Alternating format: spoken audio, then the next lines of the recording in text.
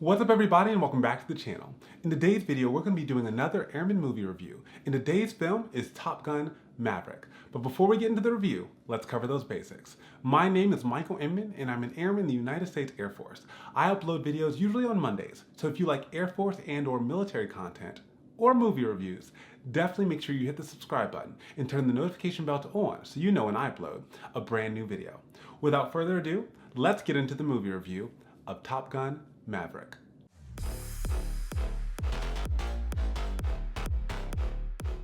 So we're actually going to start off this review with a high-level summary of what the film is and what it's generally about, with no spoilers, and if you should see it, stream it, or skip it.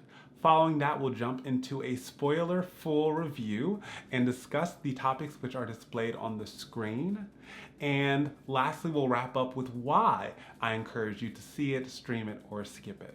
It's important to note that though I think this video will be enjoyable, whether you've seen it or not, I do encourage you to go see it and then of course also come back. So when you come back it's the first time finishing the video and or you'll love to watch it again with more context because you've seen it.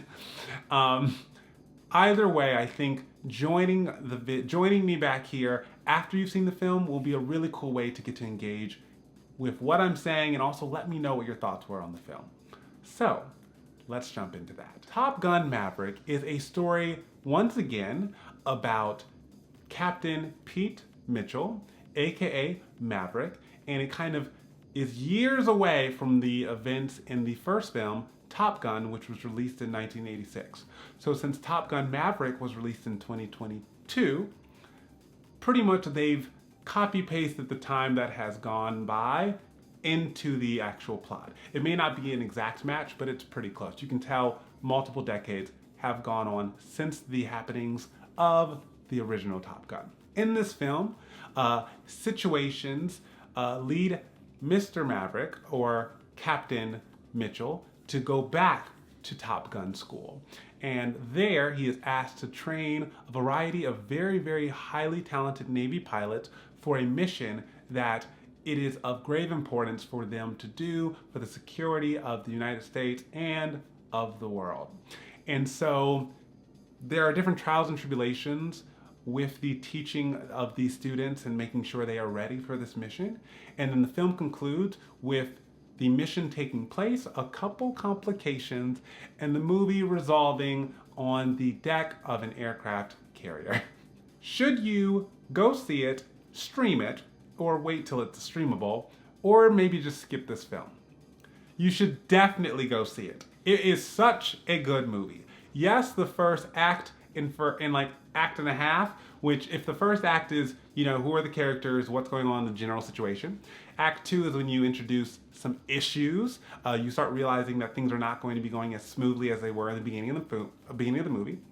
And then Act 3 is how those issues are tackled and then how things resolve. So going from 2 into 3, the movie just picks up, it's really great, and you're like, wow, this is kind of fire, I'm not gonna lie. So yeah, go see it because it's a really fun film. I truly had a good time, and go see the movie. Now that we've given the spoiler-free summary, let's jump into the spoiler-full review of the film. And that brings us to the first topic of the review, the Darkstar. Now, the Darkstar is a hypersonic jet capable of going Mach 10. And so pretty much one thing that I noted about the plane is it's a sexy ass plane. Like, it's so freaking cool. Like, it's black. It looks like a mix between a very lean jet and like a spaceship. Very effing cool. And so for the film to even start off with that is one, like, such a cool way to start a film. 2, you're just blown away by how beautiful it is. And the final note about the Darkstar is that Captain Pete Mitchell, aka Maverick, had no issue crashing the whole damn thing. I'm talking about hundreds of millions of dollars going into this thing.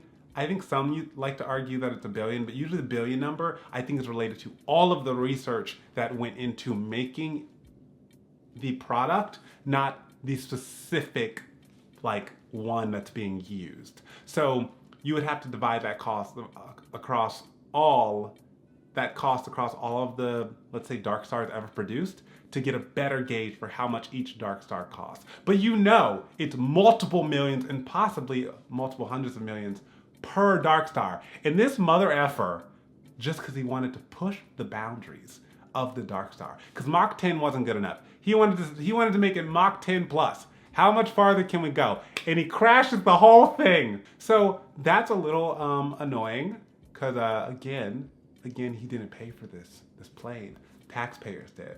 So to be irresponsible definitely is worth pause. Like, why are you being so irresponsible with things you don't make yourself? You just fly them. So think about it that way. Anywho, Darkstar, ruined, gone. Also, it doesn't make an appearance. I was so confident that it was gonna make a like save the day appearance at the end of the movie. They chose not to do that, but either way, it would have been a cool. So it's fine that they didn't, because they were like, we're not predictable. Stop trying to make us look predictable. And on the other hand, it would have been a great second appearance of the Darkstar. So I don't know, both choices totally fine, so it's fine. Let's move on to the next thing, nostalgic moments. There were so many nostalgic moments in this film, y'all, like, oh my God. So, I mean, okay, it was right on the edge of being too much, but it didn't cross that line. It got close. It was dancing on the line. It was like, if this is a fence that was like thick enough to stand on, it was doing pirouettes on the line. So let's talk about some nostalgic moments. First, there is the intro montage. And of course, it almost feels like the director didn't have a choice. The director always has a choice, but the director did lean into that because they're like, this is what people want. The first movie was based on the nostalgia of like fighter pilots and all that stuff, and it threw it back a couple decades. They're like, we gotta just start the film with that. And it actually made me scared that the whole film was gonna be very, very that. And I'm like, it's 2022, we have better cameras, so that's already a mistake. What are we doing? But no, it didn't cross the line. But it does start off very much in that vibe, in that pocket, so that people go, don't worry. So pretty much the director is able to say, don't worry, we're aware that this is a movie in a lot of America's heart, because y'all are nostalgic people, we get it, don't worry. So anywho, the intro montage is a copy-paste of the first film, meaning jets are taking off from the top of an aircraft carrier. There's Highway to the Danger Zone by Kenny Loggins blasting in the background. And there's people, different Navy personnel on the deck, high-fiving each other. And of course, it gives a great example of how many people are required to make, jets taking off the deck of a boat. How many people are needed to make that happen? It's a lot of humans. It's a lot of people. Then, of course, we eventually return to Top Gun Flight School. And so that's, of course, extremely nostalgic. Continuing on, later in the film, you do get another volleyball game on the beach during sunset, or into sunset. They don't start off at sunset, but of course it ends with sunset. And so that is a very nostalgic looking scene, very Americana, as many will want to put it. So there's just a sprinkle of these things. And then finally, which I really appreciated, during the film, there is a ride, like when Captain Mitchell, or Maverick, gets to Top Gun school for the first time after, decades of him not being there. Of course, and I'm very appreciative, the director includes a shot where he is on his motorcycle, like driving very fastly, parallel with a jet taking off in the background. And it's just this very cool scene that, of course, is a look back at a scene, a directly comparable scene in the first Top Gun, and it's just very cool. It didn't go too far. It actually landed on the cool spectrum instead of on the spectrum where it's like you're getting gimmicky and cheesy. No, it really was like, okay, this is really nice. I don't know if you noticed this, if you've seen the film, or when you see the film, let me know in the comment section, or wait till it's streamable and then just verify. Why was the lighting beautiful on the beach kiss scene? So I don't know if you noticed or you want to go back, but when the beach kiss scene happens between Captain Maverick and his new love interest in this film, they said, we're giving you money lighting. They said, I want this lighting to look like it's a very, very expensive picture for, like, I don't know, someone getting wedding photos, engagement photos. Like, they said this lighting, and it looks artificial. It's a very artificial way of lighting a scene, in my opinion. I don't know anything, but the way it was lit was, one, gorgeous, two, looks fake as hell. Where there's like beautiful lighting from the front, make the back look dark, make the light hit the exact area of their face and like part of the body while making the other part of the body slightly dark, which creates this unique contrast, but it's still like capturing the faces while they look at each other. Next, inclusion. They did a very, I think, very acceptable, if not great job of being mindful of inclusion in two different facets. First, the cast was diverse, and I don't only mean just racially, where in this movie, compared to the first movie, which was extremely just vanilla, everything was vanilla, so many vanilla people. In this film, there are, of course, Caucasians involved, but then also there is Black representation, and there's also Latino representation. I think 2 or 3 people that are Latino in this film. So I was like, this is so cool, and since I'm an airman, it reflects the experience I've had. Just in regards to being in the Air Force, like you see all the races present. You're just like, yeah, we're all here. Doesn't really matter much. Cool. Next. So that was really cool because it reflects the current Air Force. I don't know if it reflects the current Navy, but I assume it does because I know a couple of people in the Navy. So yeah.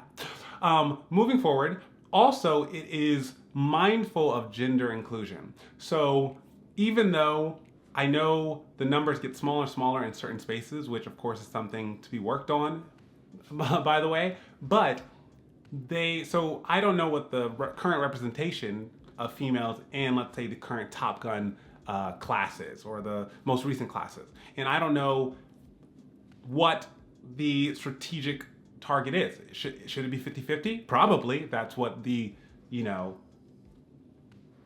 country is. But on top of that, is that what the Navy is? And so don't you first have to fix the Navy to then get the expectation that the school, where only some people from the Navy get to go to the school, mirrors? So I don't know what the current numbers are compared to what was shown in the film, but I will say, I think in the past, it was just, they didn't even think about including women as a student cast member in the first Top Gun. And if there was a female, they were not very put to the front in the film. And so what I loved about this film is there was a female in the cast of this Top Gun like class of students, and she was a badass. Like, she was literally one of the best pilots in the group, and she had multiple lines. She had like awesome kind of being put forward. Like, she had all feature moments where her flying is put on display as a character, and it was just, I loved it. I was very happy that not only was a female included, but she was not put at the back, she was put in the front. She was spunky, she had attitude, she was great at her job. She was just, it seemed like a nicely fleshed out character. The other way, or the other facet in which diversity and inclusion was like thought about on the back end, is including some old faces and some new ones. So they did a pretty good mix of people who know the first film. There's characters they brought into this film since it is a sequel. But then also they did a really good job of integrating the new characters into the fold, fleshing out who they are, making sure there was chemistry and camaraderie amongst the characters. It was just well done. I was like, this is, I mean, I guess it makes sense since they've had years to come up and release a sequel.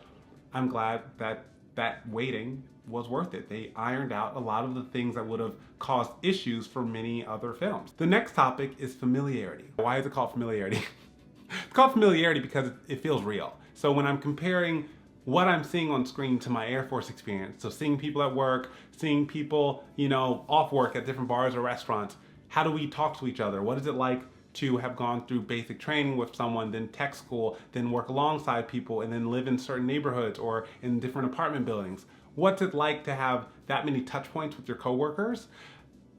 It creates a certain culture and experience and a way of speaking with each other and engaging with each other that's different than if I just work at Target, see my coworkers sometimes, and maybe go to birthday parties and things, but like, we didn't live together for a while. We didn't go through these really trying experiences together, Firstly, I wrote down camaraderie.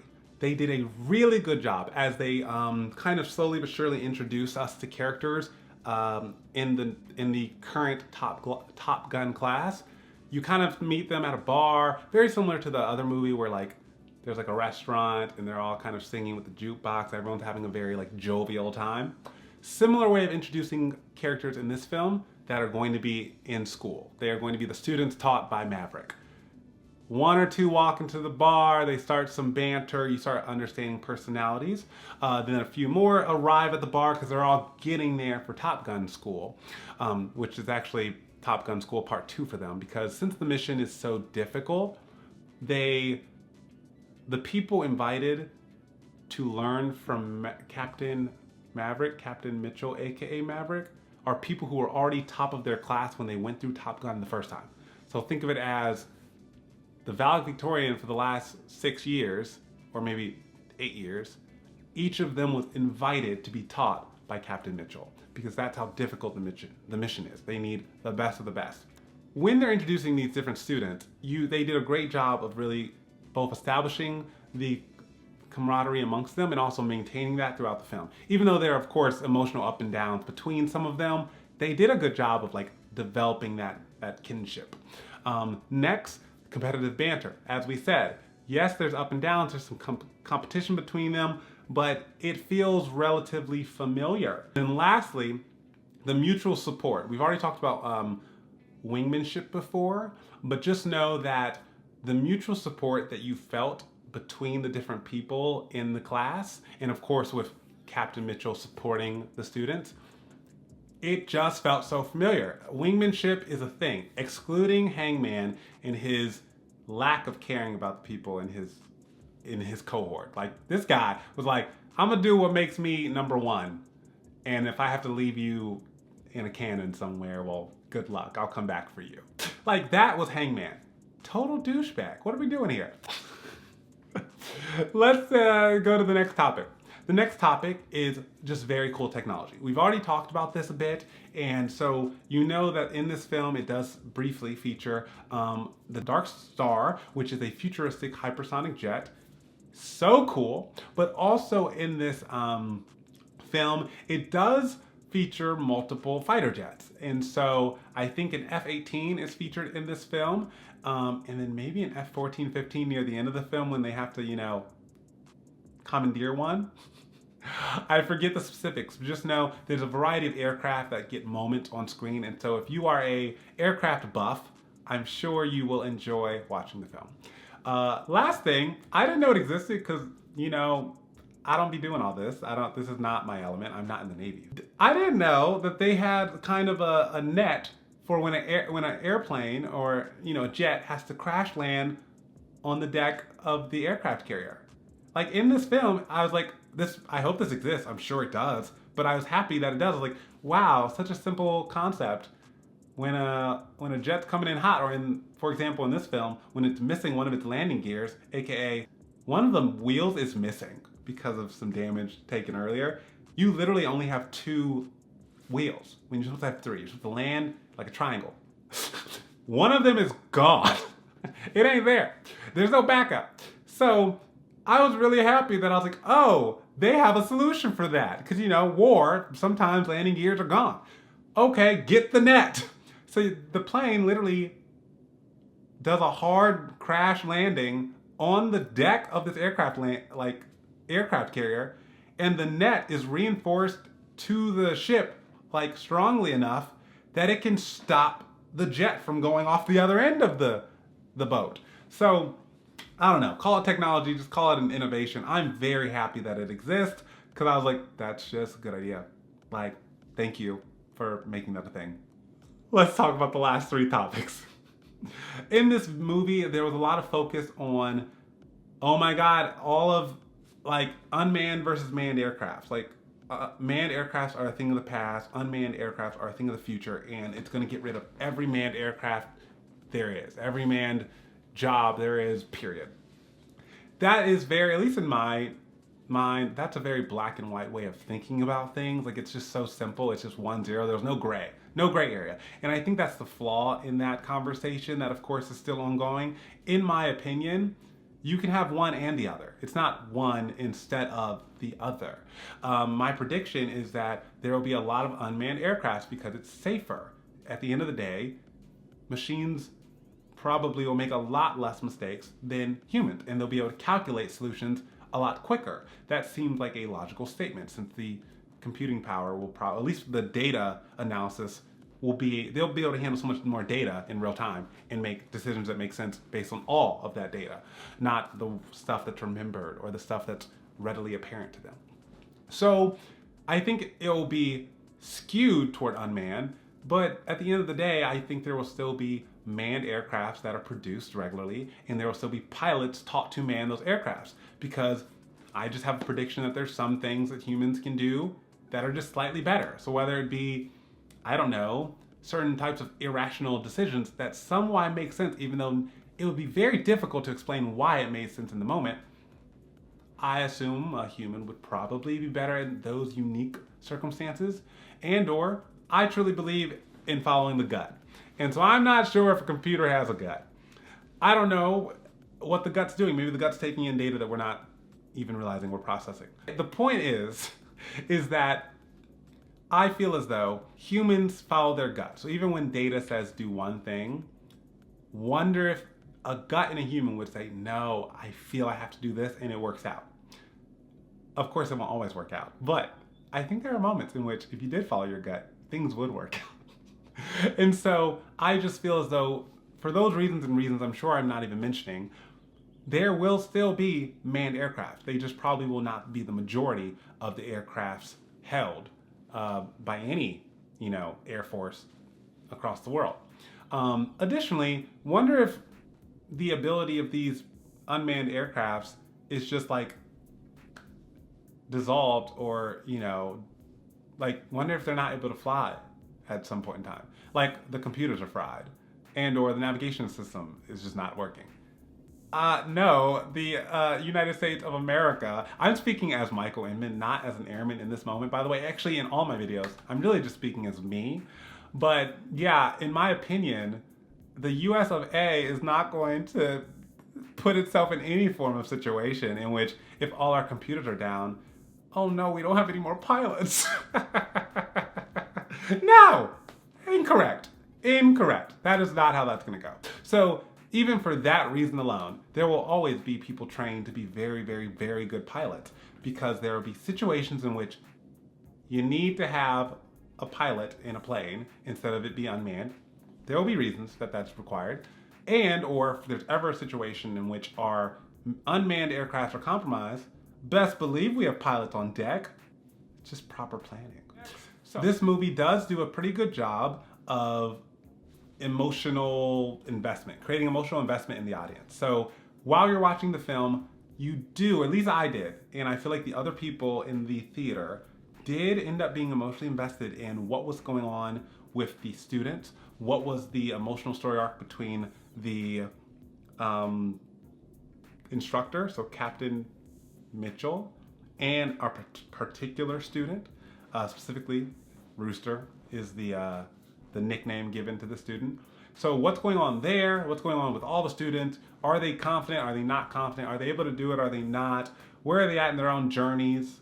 It's just, you get invested. They do a really good job of getting you invested in just the journey and the overcoming things that these characters have to do.